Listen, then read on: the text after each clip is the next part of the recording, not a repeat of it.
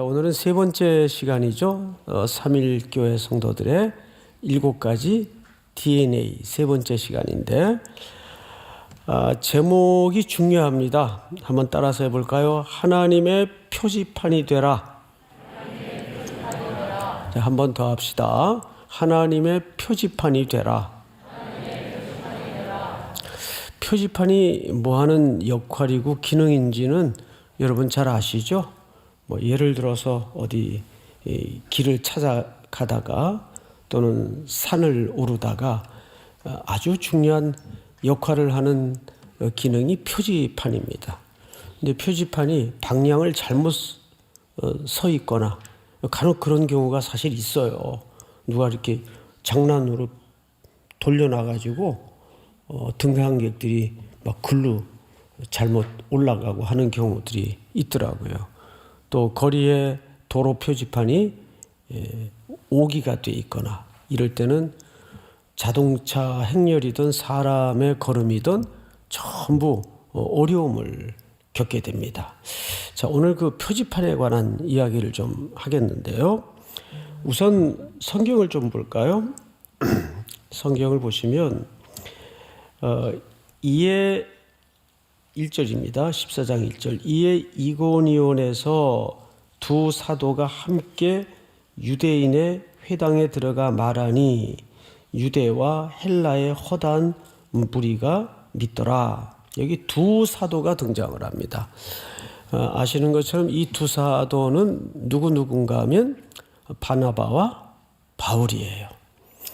이 두 사람은 바나바가 조금 연장자입니다. 바울이 바나바에 비해서 좀 젊죠. 그런데 이 두 사람은 어떤 연결고리를 갖고 있는가 하면 바나바가 예루살렘 교회에 파송이 돼서 안디옥 지역에 일어났던 복음의 역사에 대해서 확인차 왔는데 소문대로 어마어마한 역사가 나타나 있는 겁니다. 그래서 바나바가 고민을 했어요. 야, 이거 어떡하나. 정말 귀로 듣던 것보다 더 엄청난 복음의 역사가 나타나고 사람들이 그리스도께로 돌아오는데 이거 혼자는 역부족이다. 그때 바나바의 기억 속에 다메섹 언덕에서 부활의 주님께 붙잡혀 회심한 바울이 그 당시는 아직 이름이 사울이었겠죠. 사울이 생각이 난 거예요. 그래서 그는 다소까지 찾아가서 바울을 찾아냅니다. 그리고 안디옥에 데려와서 안디옥 지역에서 열심히 복음을 전해요. 거기에서 비로소 제자들이 그리스도인이라는 별명을 갖게 됩니다. 안디옥 사람들에 의해서. 그러니까 그리스도인이라는 이 명칭은 별명이에요. 그리고 그들이 스스로 만들어낸 별명이 아니고 안디옥 사람들이 그렇게 불러준 겁니다. 뭐 세상 사람들도 우리 보고 뭐라 그러죠? 예수쟁이들, 기독교인들 이렇듯이 그때 비로소 그리스도인이라는 별명이 이루어집니다. 그리고 교회는 왕성하게 일어나요. 그게 이제 안디옥 교회입니다.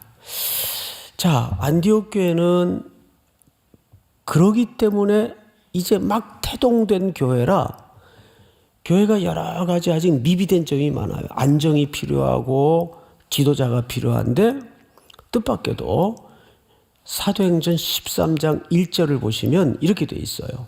한번 자막으로 좀 확인해 볼까요? 안디옥 교회의 그 앞에 리더십들이 쭉 소개가 되죠. 선지자들과 교사들이 있으니 곧 바나바와 니게르라 하는 시므온과 구레네 사람 루기오와 분봉왕 헤롯의 젖동생이라는 표현은 이게 나이가 차이가 많이 나는 그런 뜻입니다. 마나엔과 및 사울이라. 요 명단이 이제 막 북일로에 있는 안디옥 교회의 리더십 명단이에요. 그런데 사실 성경의 이름 순서는 직능과 직함의 순서라기보다는 그 교회 중요도 순서입니다. 중요한 역할대로 이름 순서를 씁니다. 그러면 여기에서 제일 안디옥 교회 지금 없어서는 안 될 사람의 이름이 누구겠어요? 예, 바나바입니다. 그리고 이제 뭐 사울은 끄트머리에 있긴 하지만 어쨌든 리더십에 끼어 있어요. 자, 이 두 사람이 2절을 한번 보실까요? 주를 섬겨 금식할 때, 이 주를 섬겨 금식하다라는 말은 예배 행위까지 포함된 내용입니다. 성령이 이르되 내가 불러 시키는 일을 위하여 누구와 누구를 따로 세우라. 바나바와 사울을 따로 세우라. 이 따로 세우라라는 말은 구획을 쳐서 구별해 내라 그 뜻이에요. 따로 세우라는 말은 구획을 쳐서 따로 세우라.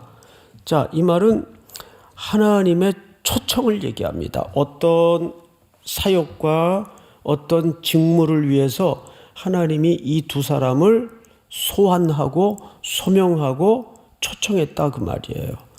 그런데 지금 그 명단을 보니까 바나바와 사울입니다. 사실 이 두 사람은 안디옥 교회에 없어서는 안 되는 사람들이에요.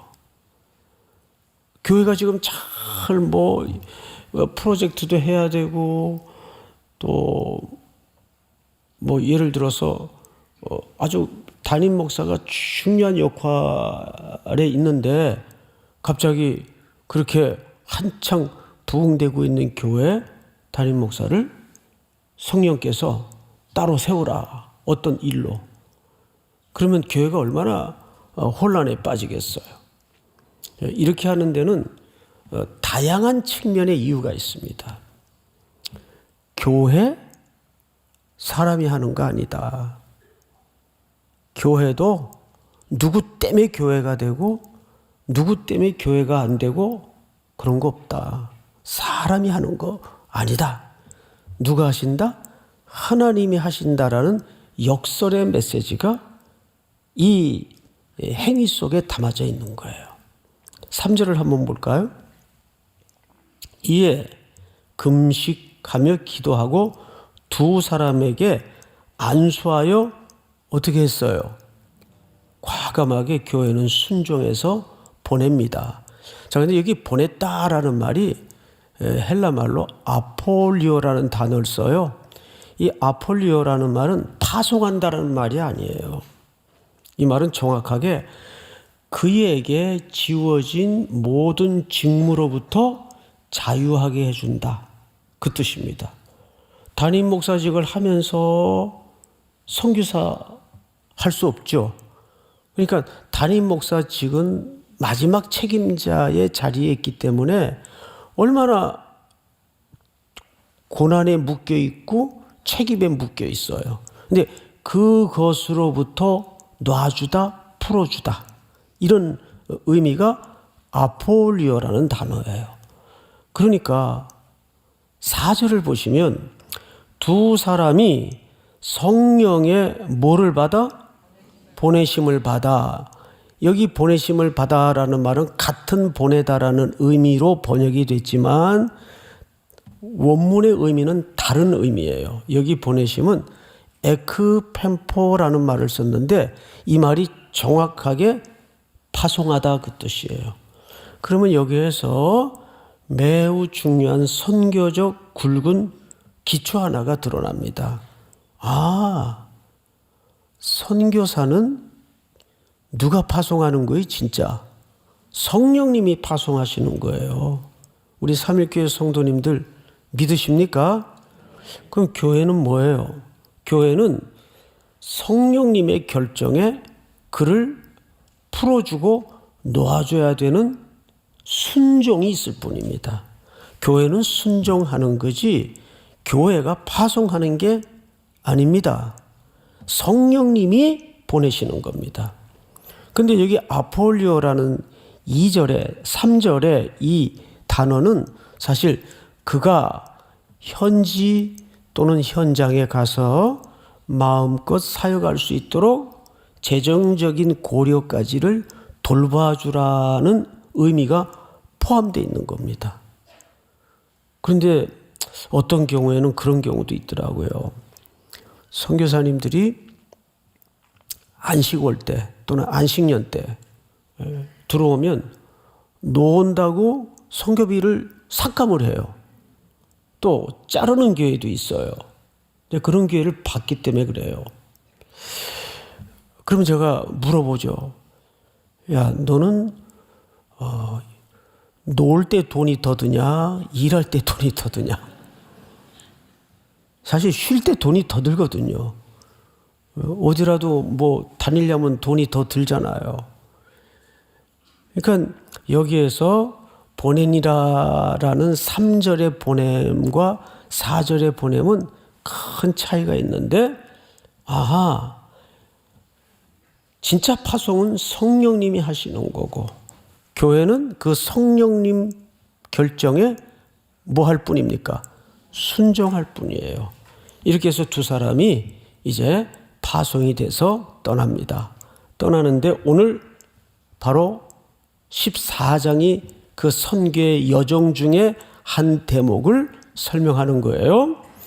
1절을 제가 다시 읽겠습니다. 이에 이고니온에서 두 사도가 함께 유대인의 회당에 들어가 말하니 유대와 헬라의 허다한 무리가 믿더라. 그러나 순종하지 아니하는 유대인들이, 이 이방 땅에 사는 유대인들이겠죠.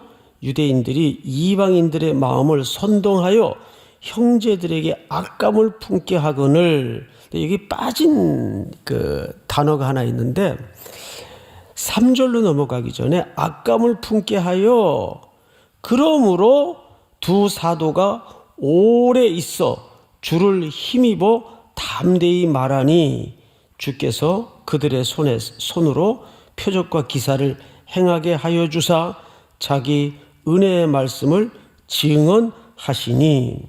자, 앞을 보실까요? 악감을 품게 했는데 그러므로 두 사도가 오래 있어 주의 말씀을 선포했어요. 조금 역설이죠. 근데 하나님의 역사는 굉장히 자유로우셔서 악감이 일어나면 도망하시게도 해요. 이 뒤에 보면 이 사도들의 주특기가, 그리고 선교의 주된 전략이 잘 도망다니는 거예요. 그리고 놀랍게도 도망다니는 걸음을 쭉 뒤에 가서 결과를 모아보면 하나님의 나라가 임하고 하나님의 복음이 선포되는 주의 영역이 됩니다. 따라서 할까요? 많이 헤매야 지경이 넓어진다. 이번 선교지에 가서도 우리 성도들과 나눈 주제 중에 하나인데, 인생은 낭비되는 시간이 없어요. 적어도 주의 경륜 속에서는 그렇습니다. 많이 헤매면 시간 낭비 같고, 이런 시간을 하나님이 왜 나한테 쓸데없이 주시나, 그런 시간은 우리 생에 없습니다. 많이 헤매야 지경이 넓어져요. 그리고 깊어집니다. 사도들이 주된 선교 전략이 없어요. 별로.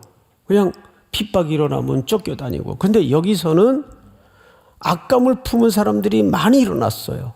이제 그러므로 두 사도가 오래 있어 주를 힘입어 담대히 말하니 주께서 그들의 손으로 표적과 기사를 행하게 하여 주사 자기 은혜의 말씀을 증언하시니. 이렇게 되어 있습니다. 자, 여기에서 주된 주어가 누구로 소개되고 있죠? 주께서 주를 힘입어 자기 은혜의 말씀을 증언케 하셨다. 그러니까 사도들을 통해 일하시지만 진짜 선교는 누가 주도하고 계시다는 뜻일까요? 예, 하나님이 주도하고 계시다는 뜻입니다.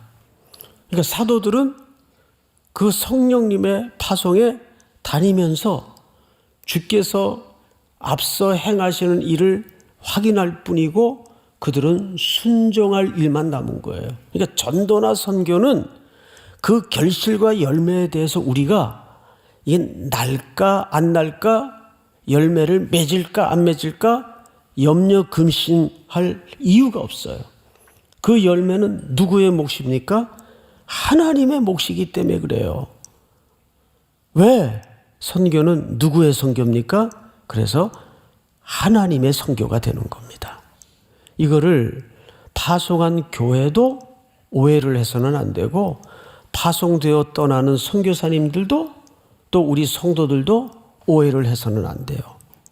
우리는 그 땅을 밟고 하나님이 이미 펼쳐놓은 역사를 경이롭게 감탄하며 하나님께 영광을 돌리면서 확인할 뿐이에요. 그래서 우리가 감당해야 될 딱 하나의 미션은 순종. 땅끝까지 내 증인이 되라 시는 말씀 앞에 순종할 뿐이에요. 근데 곳곳마다 많은 기적과 표적이 나타났어요. 이런 표적의 의미가 뭘까요? 선교를 하려면 그런 병 고치는 능력과 은사가 나타나야 된다는 얘기일까요? 그렇지 않습니다. 선교 다니다 보면 은사는커녕 본인이 병들어가지고 골골하는 경우들이 얼마나 많은데요. 그런데 이때는 이런 역사와 표적이, 기적이 많이 나타났어요. 이제 오늘도 그 현장을 우리가 만날 텐데, 이제 선천적으로 다리를 쓰지 못하던 분이 일어나요. 루스드라라는 곳에서.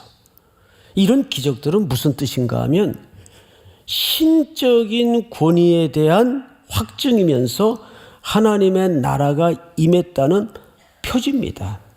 여기에도 하나님의 나라가 임했다. 여기에도 신적인 권위가 임했다.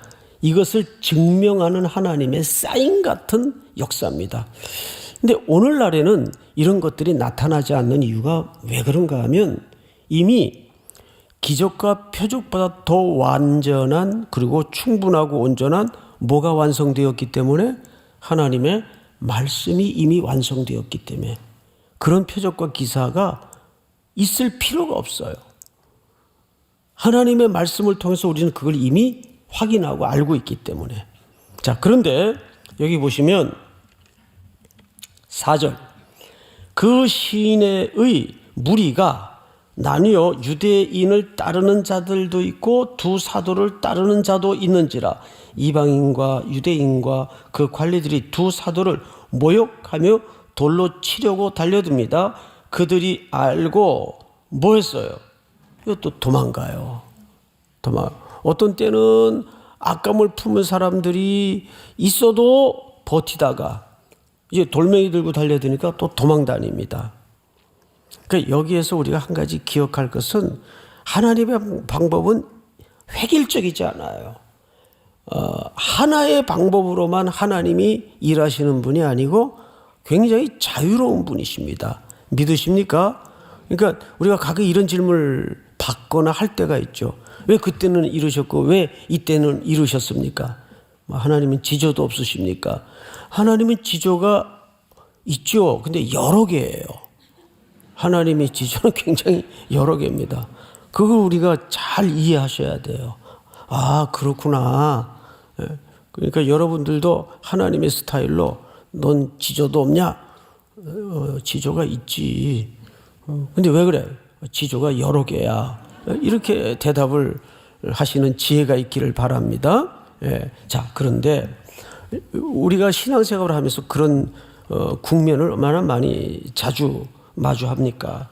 우리 몇 절을 보시냐면 6절을 보세요. 6절 다 같이 시작. 그들이 알고 도망하여 루가오니아의 두 성 루스드라와 더베와 그 근방으로 가서 거기서 복음을 전하니라. 그러니까 이들은 신기하게도 도망 다니면서 어쨌든 우리 쫓아내네? 그럼 지금은 피하자. 도망 다니면서 도망간 곳에서 또 복음을 전해요. 이게 바울의 일정한 패턴입니다. 고린도 교회 개척도 어떻게 시작이 됐어요? 아덴이라는 곳에서 쫓겨가 가지고 고린도에 도착해서 거기서 브리스길라, 아굴라 만나고 거기서 브리스길라와 아굴라의 집에서 교회 개척이 시작이 되는 거예요. 그러니까 쫓겨갈 때는 얼마나 막막하고 답답하고 이게 뭘까 기가 막혔을까요? 그런데 그리스도인들의 절망은 늘 절망으로 끝나는 법이 결코 없습니다. 제가 우리 훌륭한 선배 목사님들 만나서 어떻게 그 교회 개척하시게 되었고 사연을 들어보면 거의가 으쌰으쌰 해가지고 개척된 교회가 별로 없어요. 교회에서 버틸 수가 없고 어디 갈 데가 없어서 개척해야 되겠다. 아무도 불러주는 사람도 없고 그래가지고 세워진 교회가 멋있게 성장을 하고 더 하나님의 은혜를 사모하고 자라는 모습을 어마어마하게 들을 수가 있어요. 그런데 그것은 단순히 선교나 목회의 영역뿐만 아니라 여러분들의 일상에도 마찬가지인 거죠. 여러분 그런 역전의 하나님을 반드시 신뢰하시기 바랍니다. 자, 이렇게 해서 루스드라와 더베의 복음이 떨어집니다. 도망온 사도들에 의해서 8절 루스드라에 발을 쓰지 못하는 한 사람이 앉아 있는데 나면서 걷지 못하게 되어 걸어본 적이 없는 자라. 자, 어디서 많이 보던 그림 아니겠어요? 우리 이 그림 비슷한 그림 어디서 많이 봤어요? 그렇죠. 우리 삼일교회 성도님들 이제 엄청 성경에 대해서 박식해지셨어요. 사도행전 3장에 보면 성전 미문의 장면과 굉장히 흡사해요. 근데 여기에는 이 두 사건은 쌍둥이 같은 의미가 사실은 있습니다. 그런데 한 개만 달라요. 차이가 하나 있어요. 성전 미문은 현장이 어디입니까? 이방 땅입니까? 유대 땅입니까? 그렇죠. 유대 땅이에요. 근데 이 루스드라는 이방 땅입니까? 유대 땅입니까? 이방 땅이에요. 성전 미문에 안전뱅이가 일어났던 사건은 드디어 형식 종교에 묶여있던 유대 땅에도 하나님의 통치와 하나님의 나라가 하나님의 신적인 권위가 시작되었다는 하나님의 통치의 선언을 안전뱅이를 일으키는 사건으로 사인을 하신 거예요. 하나님께서. 그 원리가 오늘 이방 땅에도 재현되는 거죠. 이방 땅에도 나면서부터 걷지도 못했던 한 장애인이 일어납니다. 자, 그 장면을 좀 세심히 볼까요? 9절 바울이 말하는 것을 듣거늘, 이 듣거늘이라는 표현을 연구해 보면 유심히 들었다. 유심히 들었다. 이미 이 이방 땅에 가는 곳마다 하나님께서 하나님의 말씀을 청종할 수 있는 심령의 문을 열어놓으신 거예요. 믿으십니까? 자, 빌립보라는 데 바울이 우왕좌왕하면서 도착을 했어요. 여기서 날 보고 뭘 하라는 건가? 난 아시아로 가려고 그랬는데 왜 자꾸 나를 이 먼 곳까지 생명부지의 땅에 던져놨을까? 기도나 해야 되겠다 하고 강변을 거닐다가 한 무리의 여자를 봐요. 근데 그 중에 누가 섞여 있었습니까? 자기가 그토록 가려고 애썼던 아시아에서 장사하러 온 루디아라는 여인이 그 무리 속에 껴 있었습니다. 근데 뭐라 그러죠? 성령이 루디아의 마음을 열어놓으셨다 그랬어요. 그러니까 항상 여러분들이 순종하면 거기서 우리는 인간적인 조건과 결과 때문에 무언 역사가 나타나는 게 아니고 여러분들이 순종하면 이미 그 앞서 누가 미리 작업을 다 해놓으세요?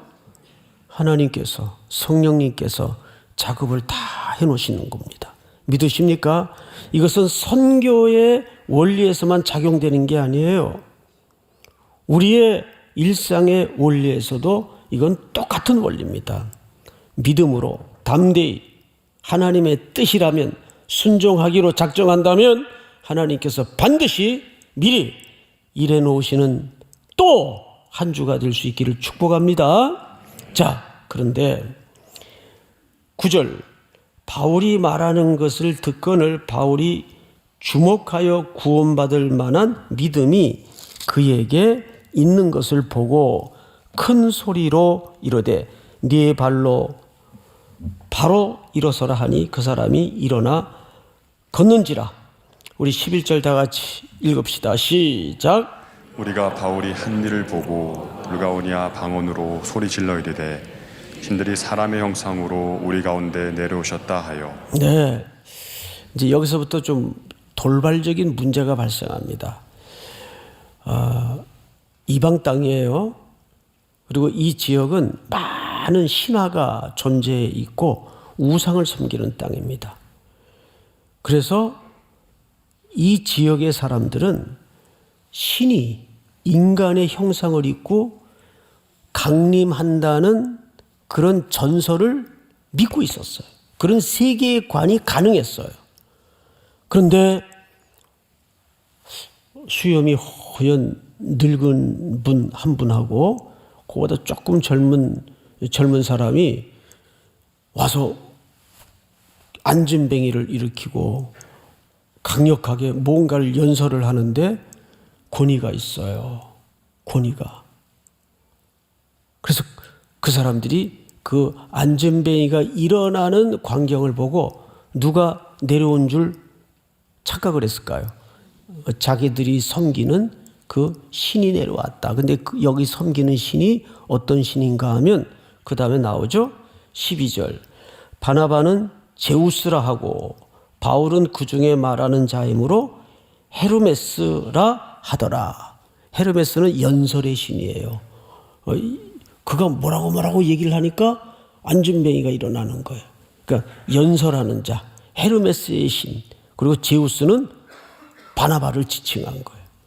근데 바울과 바나바가 처음에는 이 사람들이 자기들 방언으로 그 지역 언어로 얘기를 하니까 뭔 소리인지 못 알아들었어요. 자, 그러자 13절 시외 제우스 신당의 제사장이 소와 화환들을 가지고 대문 앞에 와서 무리와 함께 제사하고자 하니, 그러니까 그들이 우상을 섬기던 관습대로 그 제우스 섬기는 신전에 제사장들이 와서 이 두 사람이 신인 줄 알고 신이 내려온 줄 알고 바나바와 바울에게 이제 제사를 하려고 난리법석이 난 거예요. 그러자 두 사도들이 이제 반응을 좀 보십시다. 14절 두 사도 바나바와 바울이 듣고 옷을 찢고 무리 가운데 뛰어 들어가서 소리질러 이르되 여러분이여 어찌하여 이러한 일을 하느냐?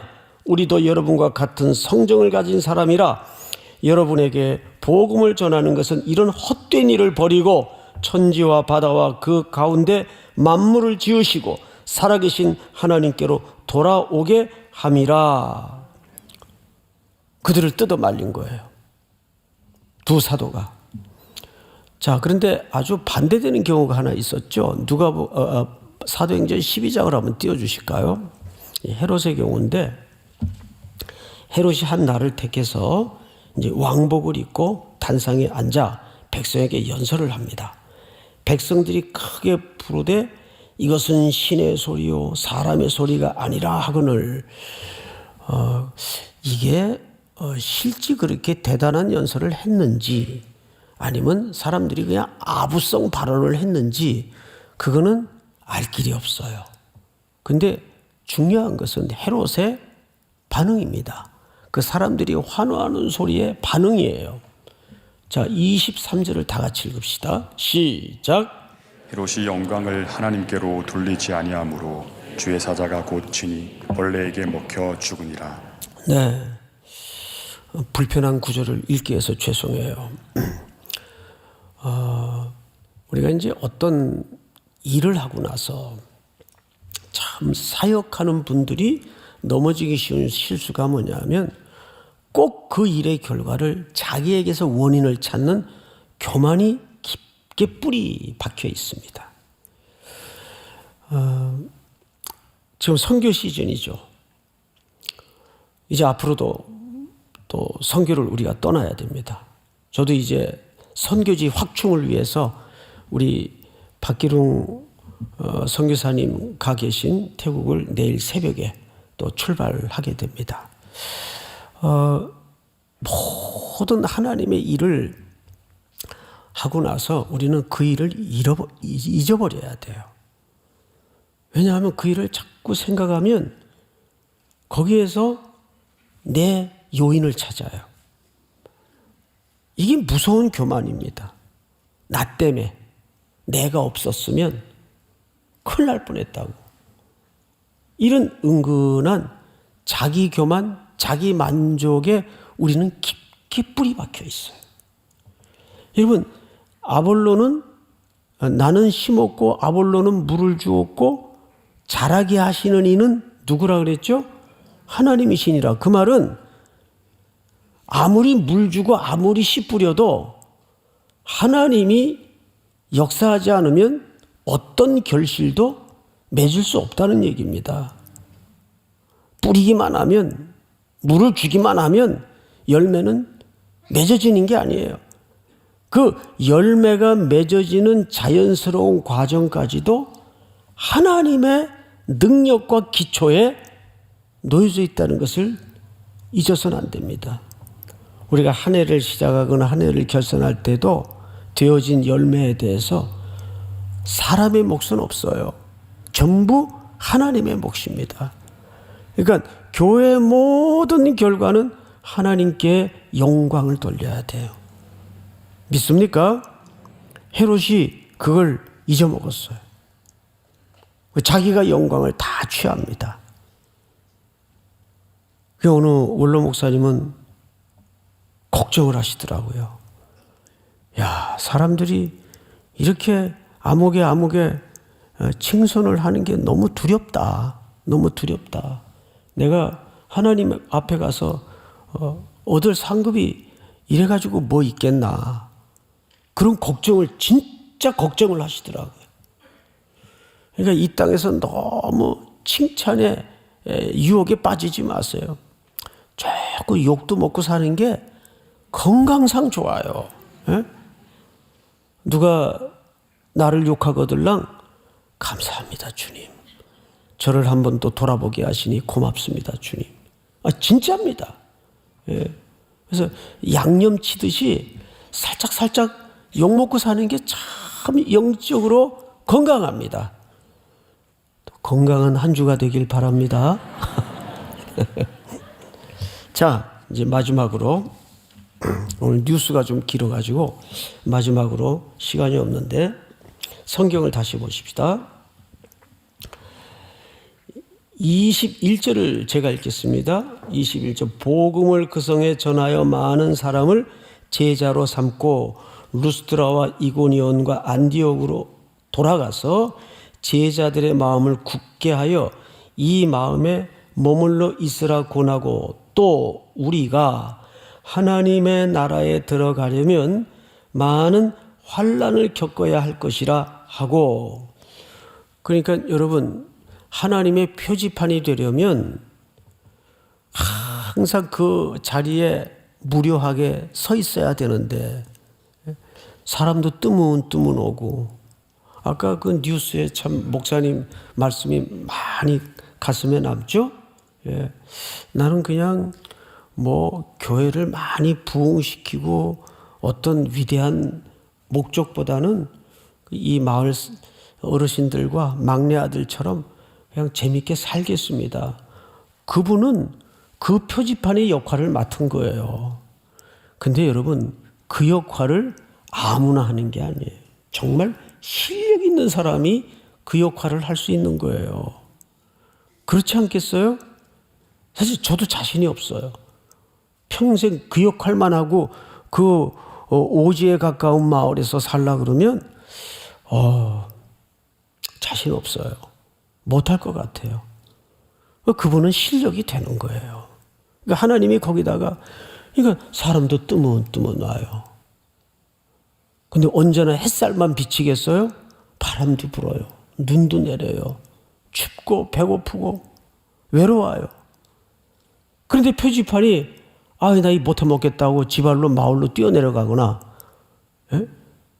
누워 있거나 그러면 그 다음에 그 길인 줄 알고 따라 올라오던 사람들이 방황하게 되고, 그러니까 그 외롭게 그 자리에 눈이 오나 비가 오나 서 있는 그 표지판 같은 인생들이 있기에 오고 오는 역사가 길을 바로잡는 겁니다. 믿습니까?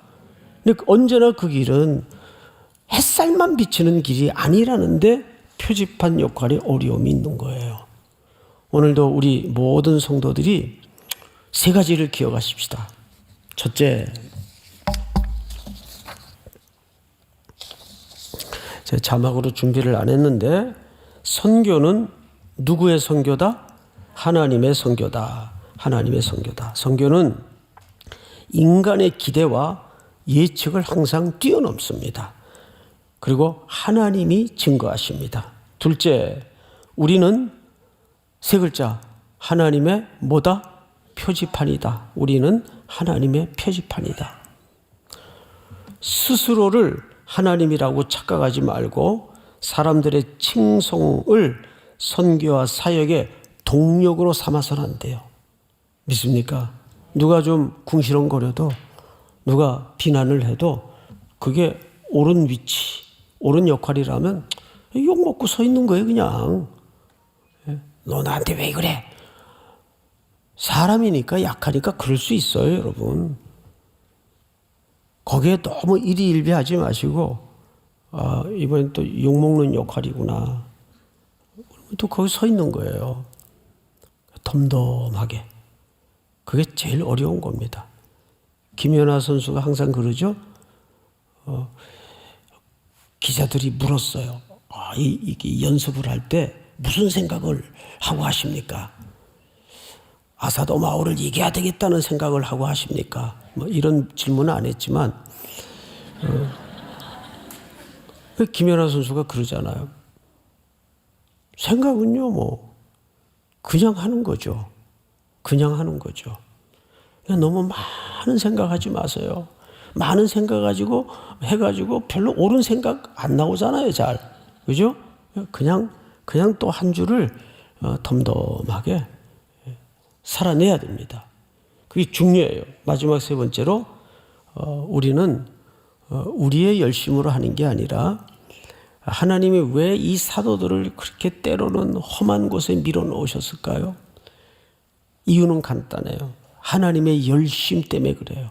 하나님의 열심 때문에 하나님의 종들을 어떤 때는 햇빛 가운데 밀어넣고 어떤 때는 고난 가운데 밀어넣고, 하나님이 그 땅에 죽어가는 영혼들에 대해서 화급한 마음이 있기 때문입니다. 이 세 가지 기초가 우리가 또 평생 하나님의 표지판으로 살아내는데 큰 기초가 될 수 있기를 축원하고 축복합니다. 지금은 우리 구주 예수 그리스도의 은혜와 하나님 우리 아버지의 크고도 높고도 깊으신 사랑하심과 성령님의 교통하심이 오늘 머리 숙여 경배를 드리는 사랑하고 사랑하는 귀한 우리 성도들, 해외, 국내, 멀리 출타해 있는 가족들, 고향의 부모님들, 복중의 생명까지 영원토록 함께 있을지어다. 아멘.